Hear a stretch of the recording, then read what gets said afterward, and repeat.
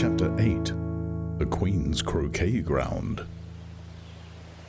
A large rose tree stood near the entrance of the garden. The roses growing on it were white, but there were 3 gardeners at it, busily painting them red.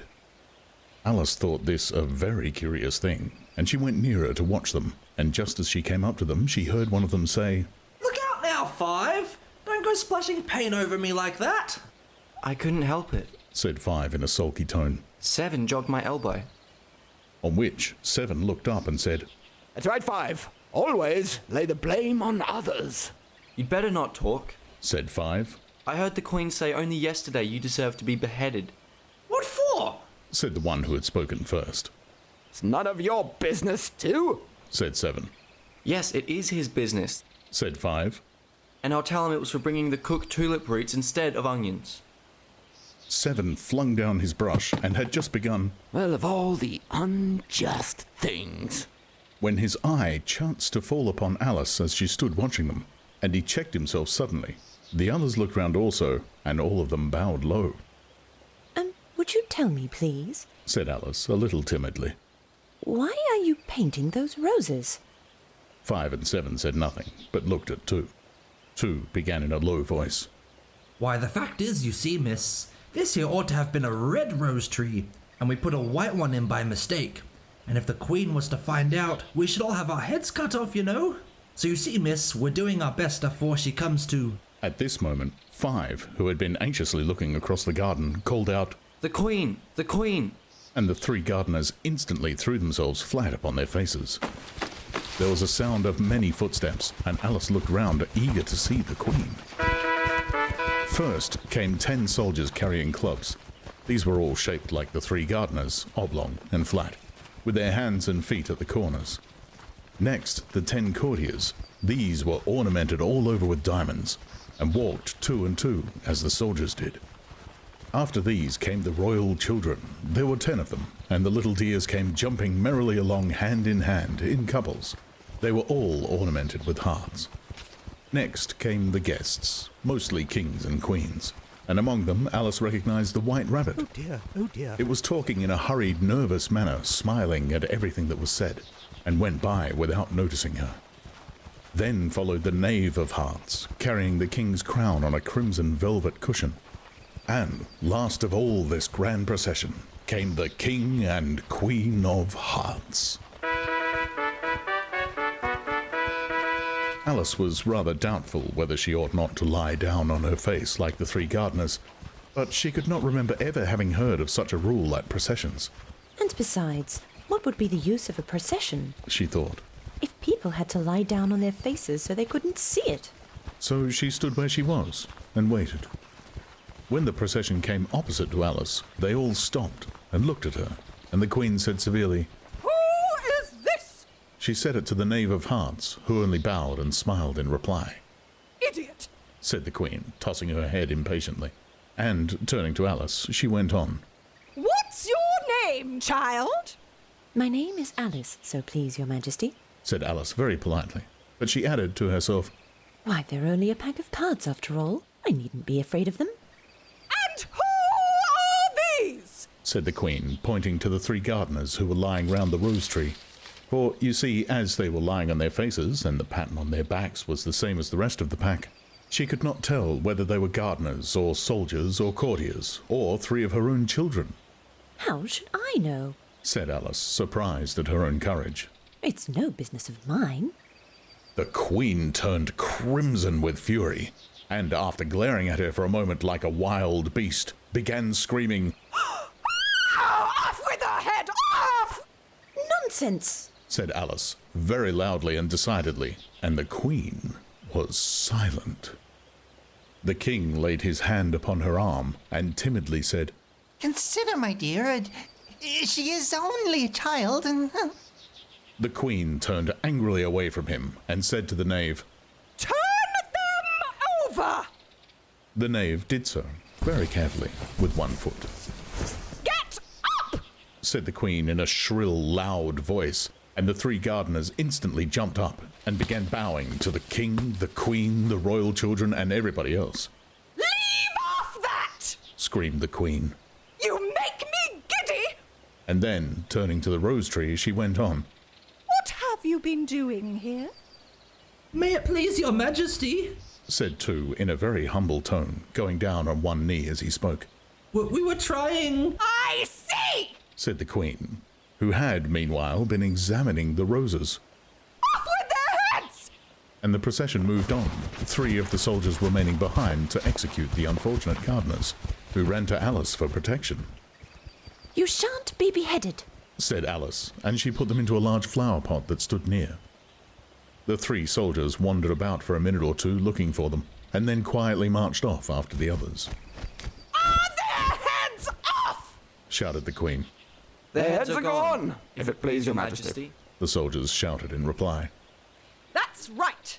Shouted the queen. Can you play croquet?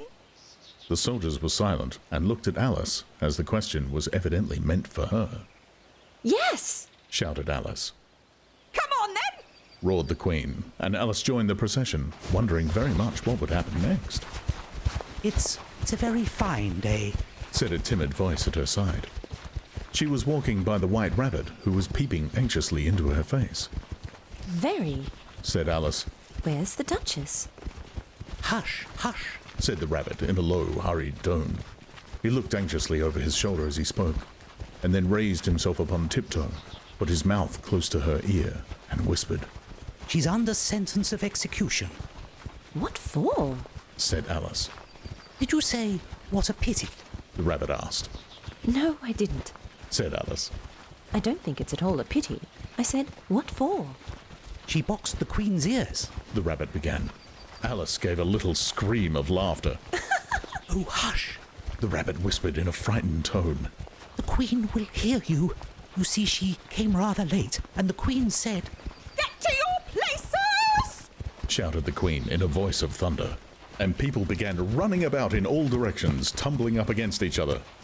However, they got settled down in a minute or two, and the game began. Alice thought she had never seen such a curious croquet ground in her life. It was all ridges and furrows. The croquet balls were live hedgehogs, the mallets live flamingos, and the soldiers had to double themselves up and to stand on their hands and feet to make the arches. The chief difficulty Alice found at first was in managing her flamingo.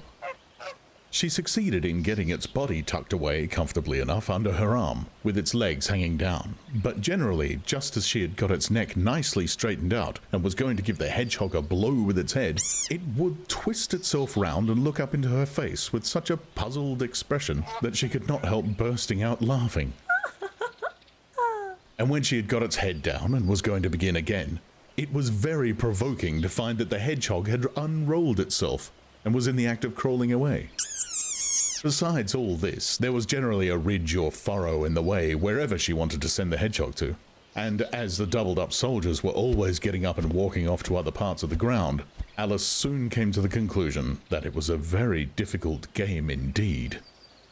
The players all played at once, without waiting for turns, quarrelling all the while and fighting for the hedgehogs, and in a very short time the Queen was in a furious passion, and went stamping about and shouting, With his head! or Off with it! about once in a minute.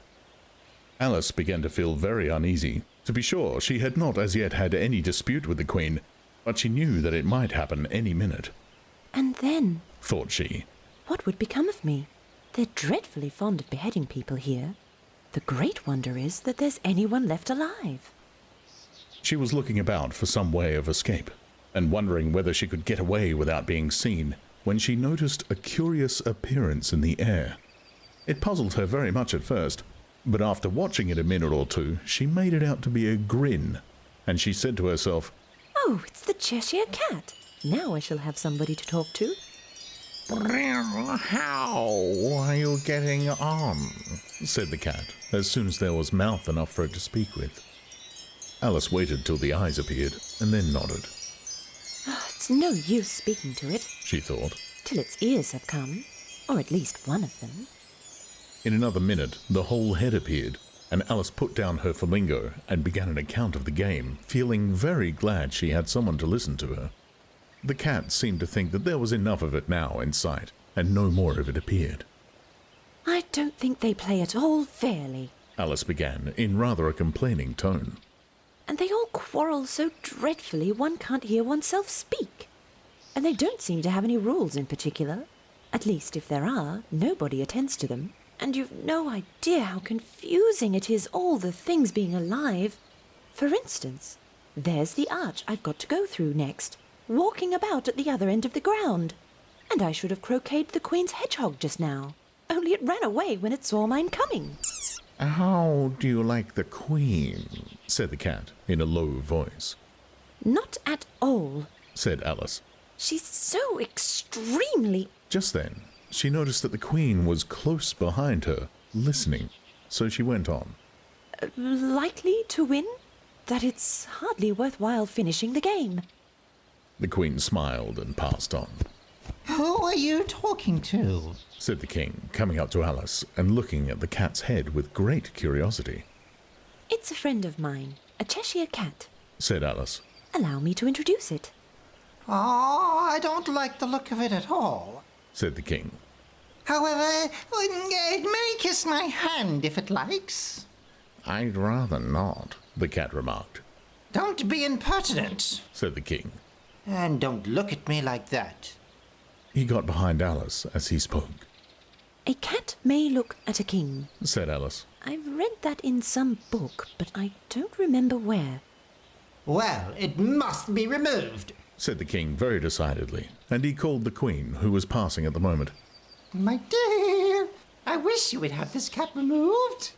The Queen had only one way of settling all difficulties, great or small. Off with his head! She said, without even looking round. I'll fix the executioner myself, said the King eagerly as he hurried off. Alice thought she might as well go back and see how the game was going on, as she heard the Queen's voice in the distance, screaming with passion. She had already heard her sentence 3 of the players to be executed for having missed their turns, and she did not like the look of things at all, as the game was in such confusion that she never knew whether it was her turn or not. So she went off in search of her hedgehog. The hedgehog was engaged in a fight with another hedgehog, which seemed to Alice an excellent opportunity for croqueting one of them with the other. The only difficulty was that her flamingo had gone across to the other side of the garden, where Alice could see it trying in a helpless sort of way to fly up into a tree. By the time she had caught the flamingo and brought it back, the fight was over, and both the hedgehogs were out of sight. But it doesn't matter much, Thought Alice. as all the archers are gone from this side of the ground. So she tucked it away again under her arm, that it might not escape again, and went back to have a little more conversation with her friend. When she got back to the Cheshire Cat, she was surprised to find quite a large crowd collected round it.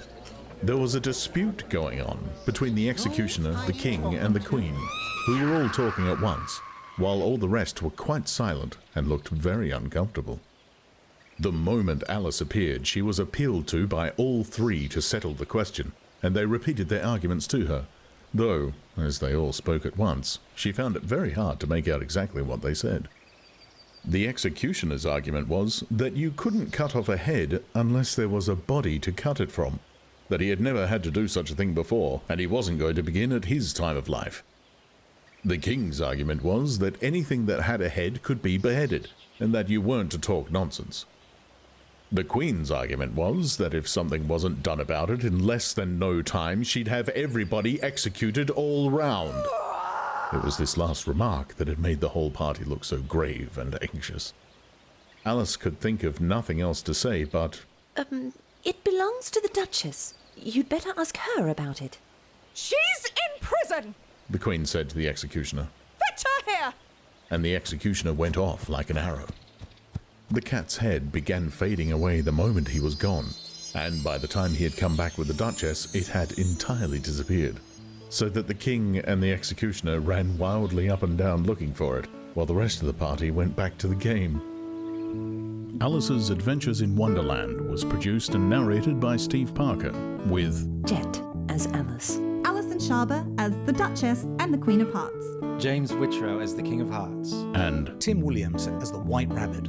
to support this and future works, please visit patreon.com/Steve Parker.